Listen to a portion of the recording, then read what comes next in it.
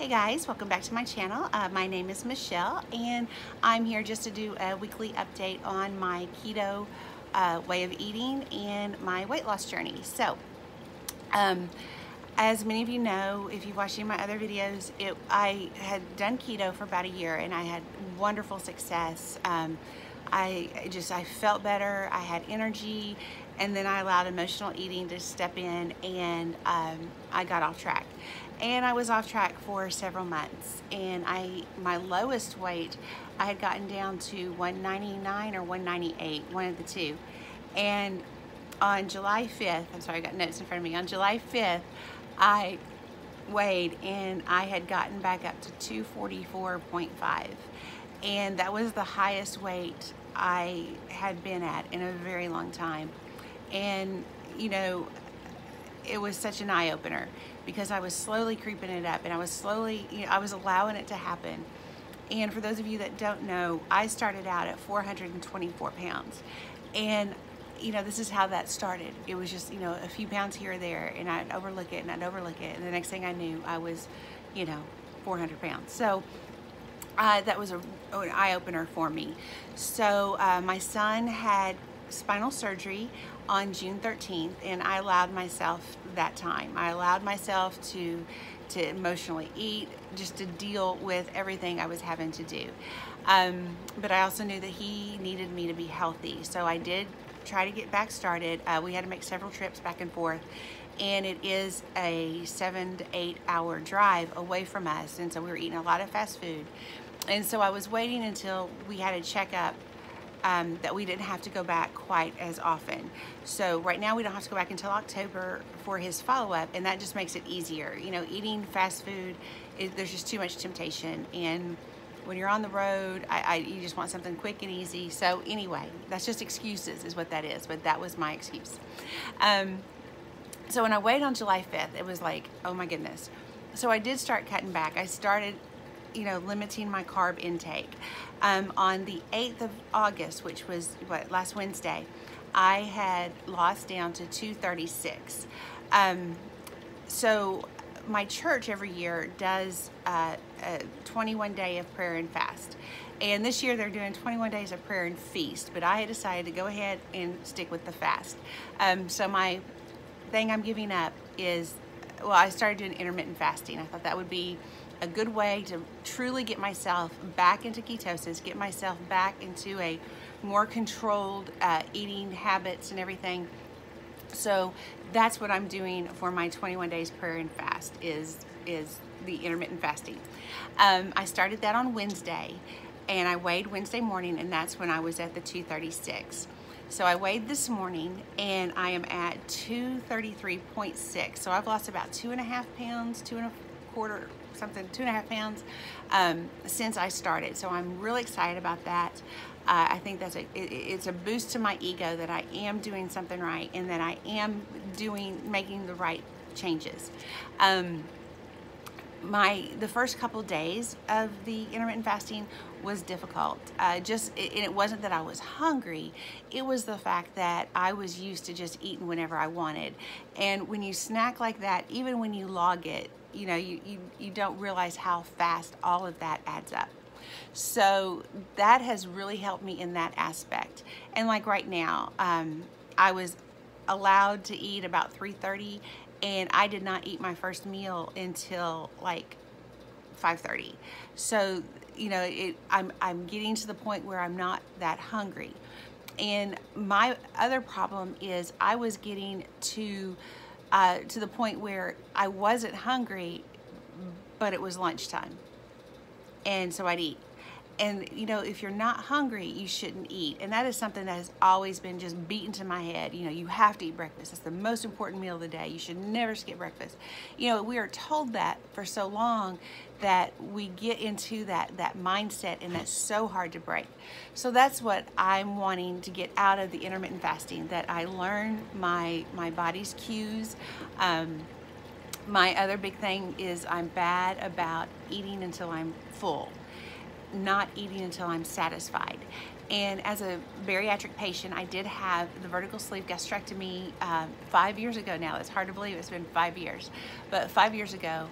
And you know, that is something I never really had an issue with then, because I would weigh and measure, and I was very disciplined, and that's what I have to be again. But you know, I never stopped weighing and measuring my food, because I never want to eat over like 10 ounces of about anything, and I never do. I'm usually, like, if it's a protein, a meat, I usually eat about 4 ounces. Sometimes I can eat 5 depending on the meat, and then I'll add like maybe 2 or 3 ounces of a vegetable, and I'm extremely picky on my vegetables, so it's usually something like, you know, a spinach salad, basically just spinach. I love green beans, I like broccoli, I love zucchini and yellow squash, you know, so I will add some of that in there, but I never go over, well, I guess thinking about that way, I never go over like 8 ounces.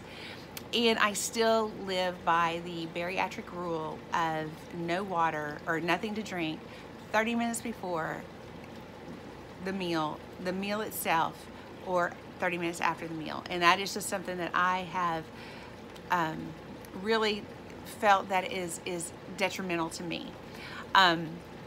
So I do still follow a lot of those rules. The one thing I did change is it's not protein. Now it's more, you know, healthy fats, protein, and the carbs. I do keep my ratios. I've mentioned this before. I do the 75, 20, and 5. And that's where I think the intermittent fasting has really helped, because before my carbs were really pushing the 20 grams or 25 grams even.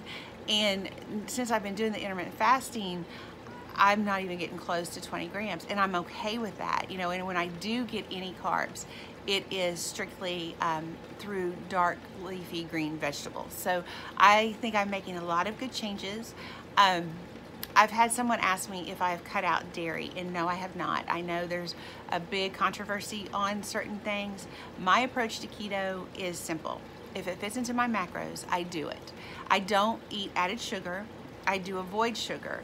But let's just say I'll use bacon, for example. Some of it is cured in sugar, yes, but I don't go out of my way to buy uncured bacon, because if it fits in my macros, that's what I do. And I know a lot of people are going to say, well, that's not keto. Well, you know, that's a relative term. You know, what's not keto for one is keto for another. And I know a lot of people get real intense about this. And, you know, my whole philosophy through all of this has been, you know, you do you, I'll do me. And, you know, as long as we get the results we want, you know, that we're all going to have things differently, and things affect people differently. Like, I've got a friend that has been doing keto, and she cannot have milk. She can't have dairy because it spikes her insulin. She is a type 2 diabetic, and I was a type 2 diabetic before I lost my weight. The milk products and dairy products spike her insulin. So for her, she's had to cut out most dairy products. Me, it does not affect my insulin. Artificial sweeteners, there is one, and I can't think of what it is off the top of my head, but it's one I don't like anyway. It does raise my insulin, but it doesn't actually, you know, really spike it. So, you know, with me, that stuff doesn't bother me. But yet I can't eat fruits whatsoever, because the natural sugars, and especially apples, grapes, and bananas, they knock my blood sugar, it's ridiculous. It goes through the roof. So I have to avoid those, where for her, they don't bother her. So that's why I live by the, you know, you do what's right for you kind of attitude. I do keep my fats down. You know, I don't make sure to hit my fat goal. I use that as, you know, something to shoot for around that. My protein, I definitely try to keep it at like 20% protein, because I do notice a difference. I was doing a high protein, low carb diet for the last, you know, 3.5 years before I started doing keto. And that worked for me, but then it stopped working for me. So I had to change things up.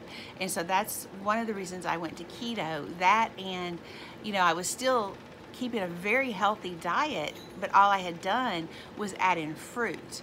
And what that did for me is caused me to gain weight because it just messed up my blood sugar, spiked my insulin, and all of that. So I've had to completely cut fruit out, and that is hard for me, especially, you know, in the summertime, because I love watermelon, I love grapes, but it's just not worth the stall it gives and all of that. So I have cut that out.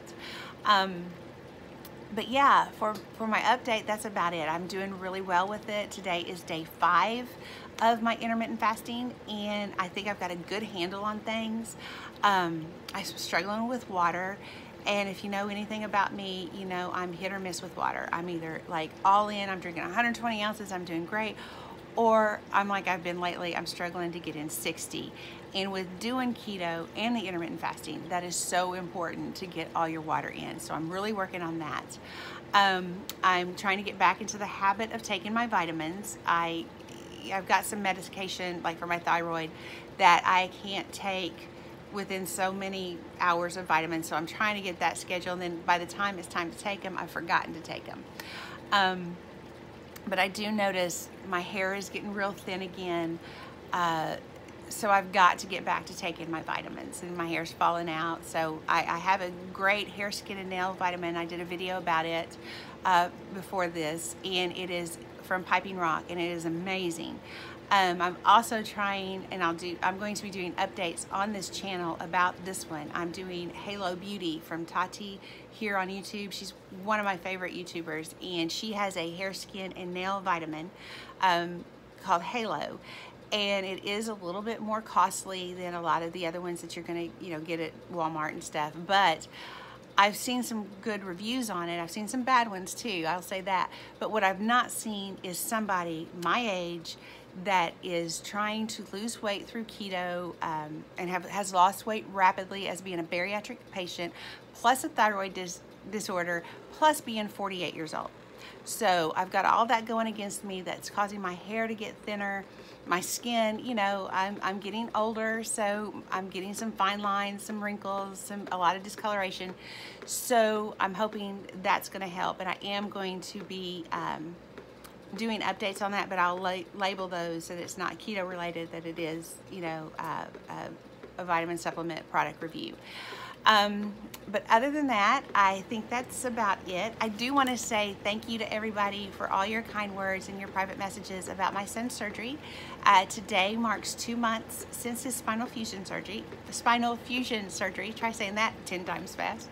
And he is doing remarkably well. I think I mentioned before, he's been off all pain medications since 2 weeks post-op, which is phenomenal. He does have 2 chromium cobalt rods on either side of his spine and 20 titanium screws. He had a pretty severe kyphosis plus double curve scoliosis. So he's doing phenomenal. There's only been 2 days that he has had pain at school. Today being one of them. I did have to pick him up early. But you know, he's been on all the over-the-counter medications, and he's doing great. So just continue to, you know, send prayers and positive thoughts his way. He's quite a fighter, and he's 16. This has been a huge lifestyle change for him, and you know, he's really handling it like the fighter he's always been. So I do want to say thank you from me and him both for all your sweet words and well wishes. Trying to think if there's anything else. I am going to be trying to upload another video this week. I've been trying some new recipes, and I will be talking about those coming up soon. If there's any questions you have, please don't hesitate to ask. I'll do my best to get back to them. And I guess that's it. I hope you all have a wonderful, wonderful day, and God bless. Bye-bye.